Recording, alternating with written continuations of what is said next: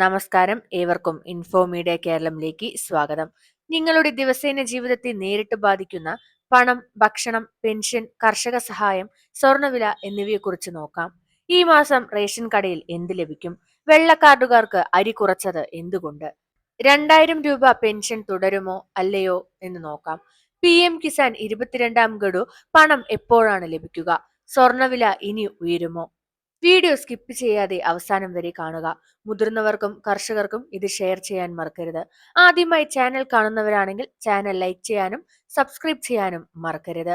കേരളത്തിലെ റേഷൻ സംവിധാനം പാവപ്പെട്ടവർക്കും മധ്യവർഗക്കാർക്കും ജീവിതത്തിലെ വലിയ ആശ്വാസമാണ്. നീലക്കാർഡ്, വെള്ളക്കാർഡ്, NPI കാർഡ് എല്ലാം വ്യത്യസ്ത വിഭാഗങ്ങളാണ്. ഇപ്പോൾ 2026 ആരംഭത്തിൽ റേഷൻ വിതരണത്തിൽ വലിയ മാറ്റങ്ങൾ വന്നിരിക്കുന്നു. ആട്ട വിതരണം പുനഃസ്ഥാപിച്ചു.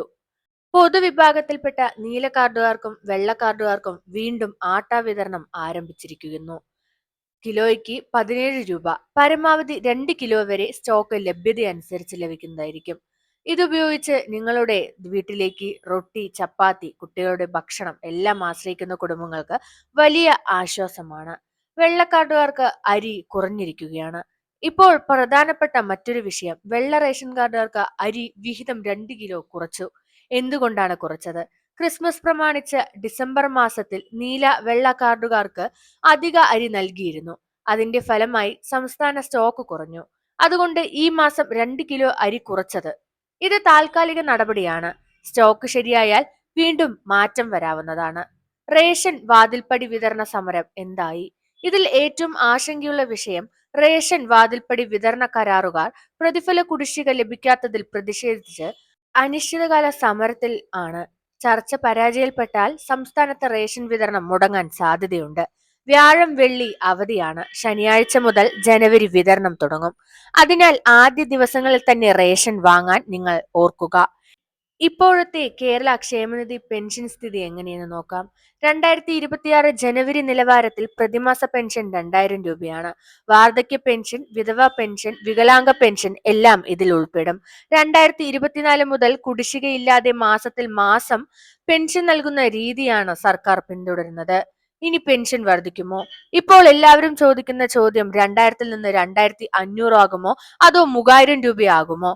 സൂചനകൾ പ്രകാരം ധനമന്ത്രി KN ബാലഗോപാൽ 2026 ബജറ്റിൽ വർധന പരിഗണിക്കണമെന്നാണ് പറയുന്നത്.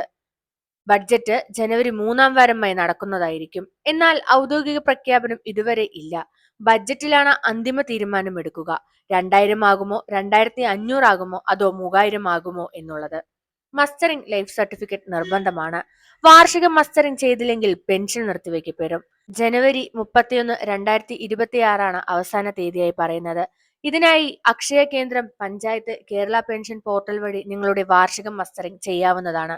ഇത് ചെയ്താൽ മാത്രമേ 2000 രൂപ പെൻഷൻ തുടർച്ചയായി ലഭിക്കുകയുള്ളൂ. 2026 ജനുവരിയിലെ സ്വർണ്ണവില നോക്കുമ്പോൾ ഏറ്റവും ഉയർന്നത് ജനുവരി 2-നാണ്. പവന് 99,880 രൂപയായിരുന്നു. ഏറ്റവും കുറഞ്ഞത് ജനുവരി 1-നാണ്. 99,040 രൂപയായിരുന്നു പവന്. ഇതിന്റെ വ്യത്യാസം 840 രൂപയാണ്. ഇന്നത്തെ ഗോൾഡ് റേറ്റ് നോക്കുമ്പോൾ ഒരു പവന് 99,600 രൂപയും 1 ഗ്രാമിന് 12,450 രൂപയുമാണ്. വിവാഹ നിക്ഷേപം, അടിയന്തര ആവശ്യങ്ങൾക്ക് ചെറിയ അളവിൽ വാങ്ങുന്നത് സുരക്ഷിതമാണ്. മുഴുവൻ പണം ഒരുമിച്ച് ഇടരുത്. ഹോൾമാർക്ക് ബില്ല് ദിവസേന വില പരിശോധിക്കുക. അടുത്തതായി PM കിസാൻ സമ്മാൻ നിധി 22ാം ഗഡു എപ്പോഴാണ് വരിക? വർഷം 6000 രൂപ 3 ഗഡുക്കളായി ഓരോ ഗഡു 2000 രൂപ വീതമാണ് കർഷകരുടെ അക്കൗണ്ടിലേക്ക് നേരിട്ട് എത്തുന്നത്. ഇതുവരെ 21ാം ഗഡു ലഭിച്ചു. 22ാം ഗഡുവിന്റെ പ്രഖ്യാപനം കാത്തിരിക്കുകയാണ്.